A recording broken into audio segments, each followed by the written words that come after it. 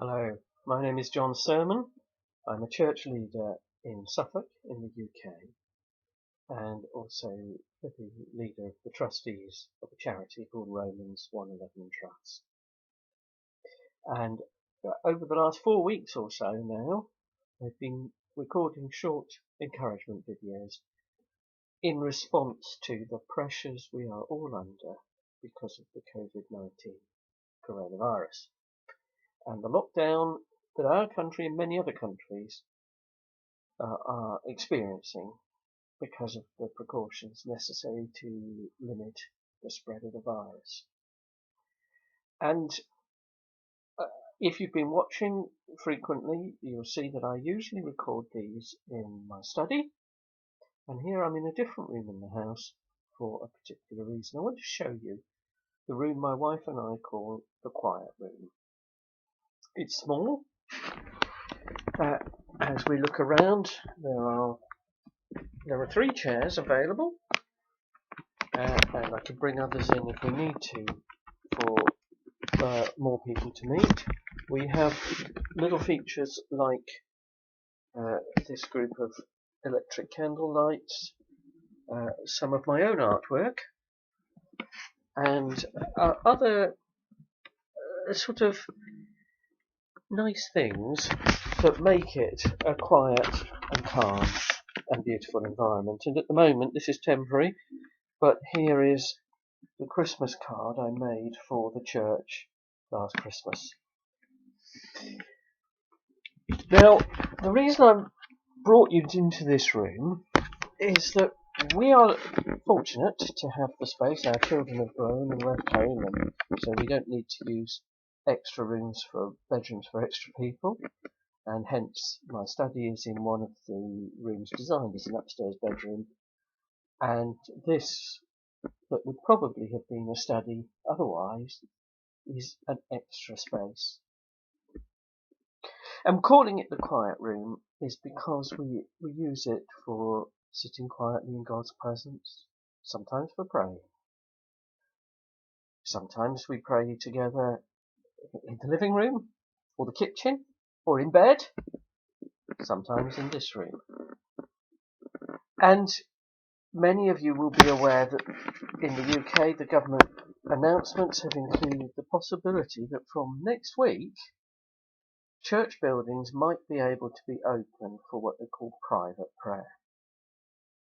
And that throws up all kinds of issues about should we do this as a local church?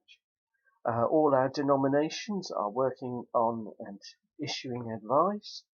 If we do it, what precautions will be necessary? You know, we've all been to supermarkets that are operating very differently. More types of shops are opening up shortly. Some have already.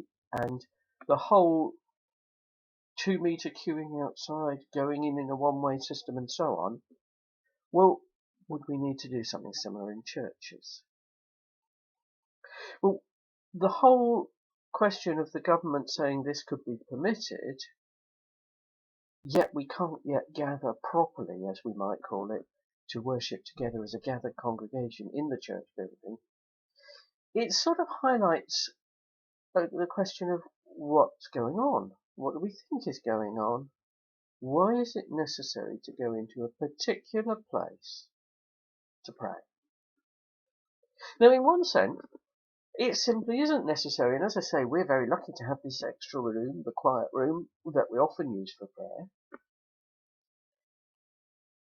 But one of the things I've been trying to help people realise through these encouragement videos is that God is not restricted, and we can approach God and experience His presence wherever and whenever we choose to respond to His invitation.